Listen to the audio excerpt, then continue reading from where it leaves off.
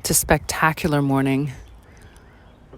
The sun is out, the birds are singing, and the trees are really filling in with their leaves. And they're just absolutely vibrating with life. I'm out here on my back porch painting. I'm painting a picture of a raven. And I've been thinking about a lot of very deep considerations this morning, thinking about the way that any of us heal from anything. And also thinking about something that's kind of a very tricky topic to talk to people about, which is the notion of karma. And most of us have heard this word. Most of us don't really know what it means. And it gets misused a lot. And I'm not saying this is the definitive truth on it, but this is my truth today, so I thought I'd share it. It can be very helpful to substitute the word karma for unresolved trauma. And so when we start to think about it this way, we understand that every human being on this planet, in this dimension, has unresolved trauma that we're working through. Whether or not you consider yourself to be a particularly emotionally damaged person or someone with a lot of quote-unquote baggage. Often the people with the most unresolved trauma are the ones who are in complete denial that they have any of it. But it's neither here nor there. The point is that we are all carrying pain that we haven't released, and stories that we haven't released, and memories that we haven't released. And this can be the memory of an injury, which the body holds in the form of physical pain, or it can be some emotional scar, or something that caused us to build a wall that was needed temporarily to get through that moment, but never got disassembled. And instead the wall got more and more added to it over the years. We see this so often with people's heart energy and their lung energy. And as I was thinking about this unprecedented time of ascension, which is exactly what we're going through right now, this is the clothing that it arrives in. And it arrives in a different specialty for each person. But when there's something going on in the entire world that literally affects every one of us as human beings, and then we've been put at home long enough to really observe ourselves and experience ourselves, if we're willing to not look at the TV and the YouTube and the phone all the time, getting back into self-observation, no matter what else you're doing, it's given us the chance to see what is out of balance within our system. Not just how we spend our time and what we spend our money on. But I've been talking to a lot of people who are becoming aware of how they are now more aware of what drains them. And this is invaluable information, because it teaches us how to begin to fine-tune our own system. And when we can learn how to do that on a more frequent, more consistent, and more aligned level, for most of us it just starts with something like a mindfulness or breathwork practice in the morning, or maybe a full-on yoga class. It doesn't matter how you get there. What matters is we find some way to come into a place of peaceful alignment. It's going to involve some stillness. It's going to involve your body, your mind, your heart, as well as your consciousness. It's easiest to do when you're out in the woods or out in nature without mechanical or electronic noises or energies. But it doesn't matter. We have the kernel of it within us always. You can do it sitting on your kitchen floor, as I often do.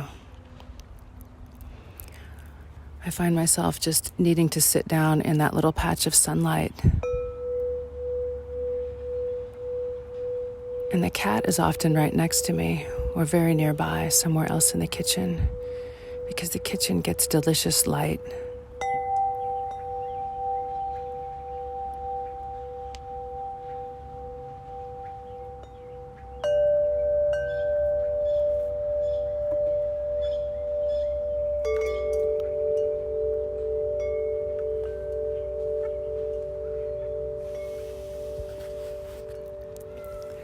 As we begin to settle into our breath, breathing nice and slowly down into the belly, easing your way in.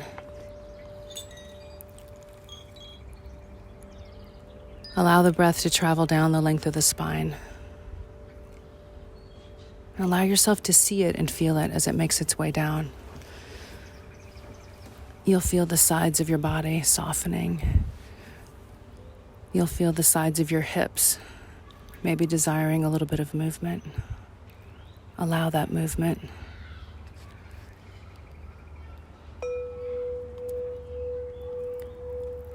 And as you continue to breathe deeply in and deeply out, see if you can allow your shoulders to melt down away from your ears. Allow your arms to be heavy.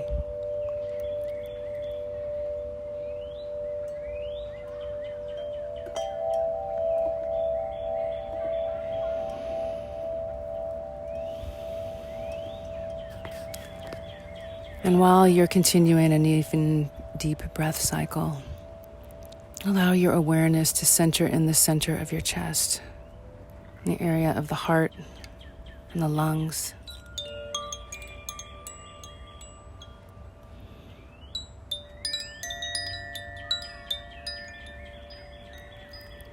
You're breathing deeply and easily and fully all the way around the torso.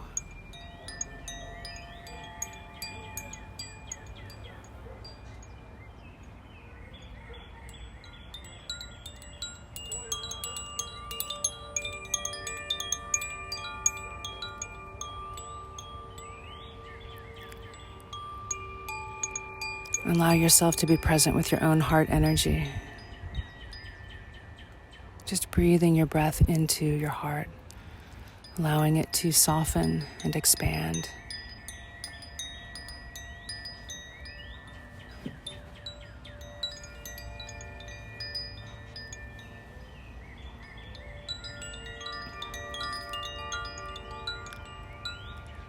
And allow that expansion to continue as you continue to lengthen the spine and softly allow the body to move if it feels the need.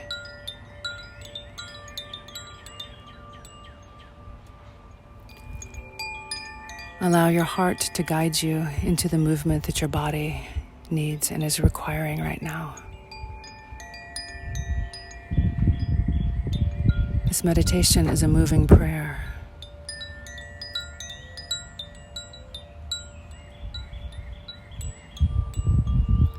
Maybe you can soften the muscles of the neck by gently turning the head slowly from side to side.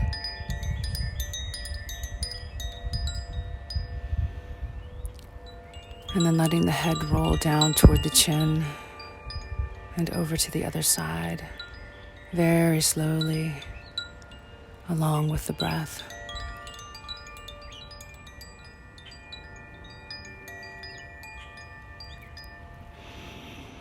And as we continue to breathe deeply down into the heart, we begin to sense where the heart needs more fullness. Maybe the front, maybe the back.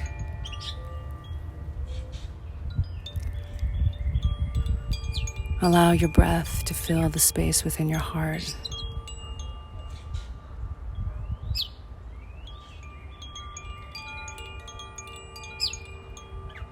Breathing it in as freely as the sky receives the clouds.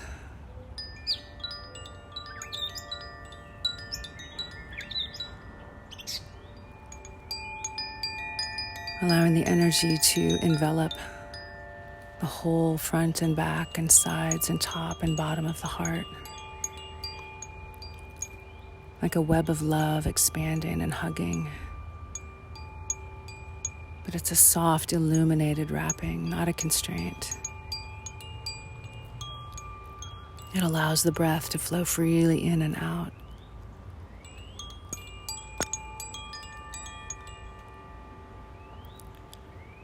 And as you continue to breathe into your heart center, begin to sense where there might be a need for a boundary, not a wall, not a blockade, but just a simple boundary. And this boundary becomes the firm, fertile edge of our growth. It gives us something to grow into and to grow up against. So the tender parts that are more interior have time to gestate and become stronger, more resilient.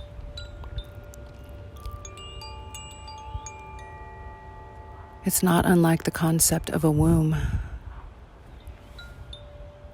We can think of each of our chakras as a womb within us, and an invitation to nurture whatever is inside. The same way that a mother's womb nourishes, nurtures, and protects an unborn baby.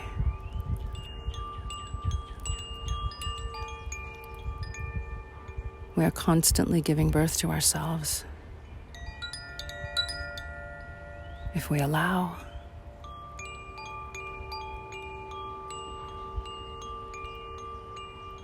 the rebirth is the true expression of creative energy and divinity within us. If we can allow ourselves to be creative as well as nurturing within any one of our energy centers, this involves cleaning out, releasing, and patching up any leaks. And it also involves the creation and constant tending to the boundaries around it, so that we are aware of when our energy is being drained out of us and how. So that firm, flexible boundary allows us to grow within in a protected manner, but not a restrictive one.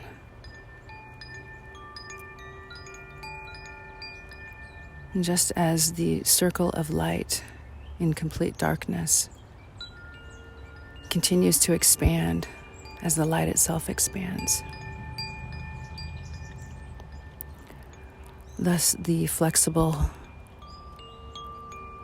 yet firm boundaries around our chakras will become more expansive the more that we have cultivated within, the more that we're tending to the garden of each energy center,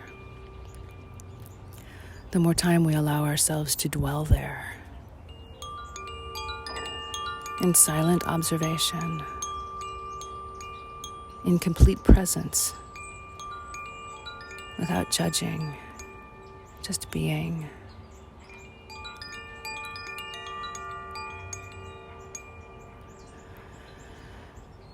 And in so doing, we can strengthen the energy of the heart or any of the chakras. We learn what it truly means to make something strong at the same time that we're making it soft.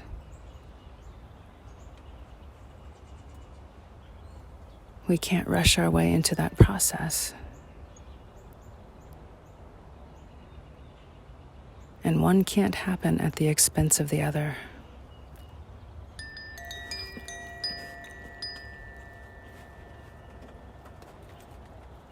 In the matter of the heart chakra, its strength depends on its softness. And its softness depends on its strength. So both must be cultivated and honored. Understanding the constant transmutability of everything. The boundary will shift and change as it needs to. The softening and alignment within the heart will happen almost effortlessly when it's allowed to. And these kind of deep changes are only possible when we've created a sanctuary of safety for the process. This is what we offer to ourselves with meditation, with medicine work, with ceremony, and with working with healers.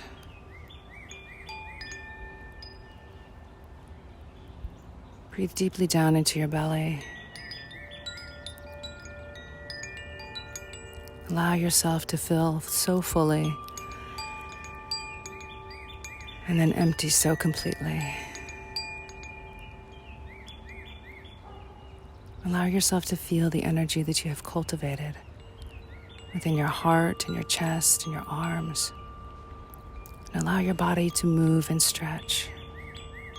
But stay connected to your breath.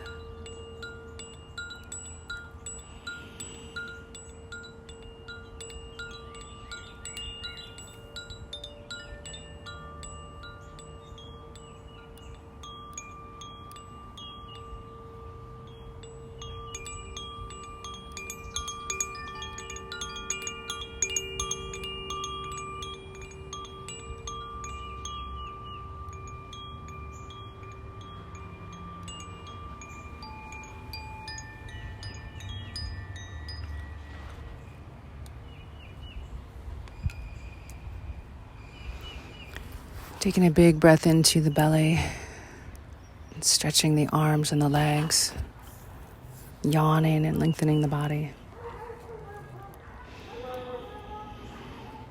Awakening to your fullness, to your expansiveness, and to your brilliance.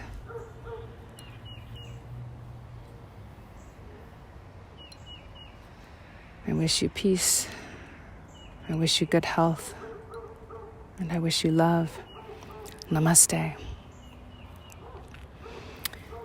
If you'd like more, check out my YouTube channel, Connie McGee, and Instagram, Sacred Valley Healing.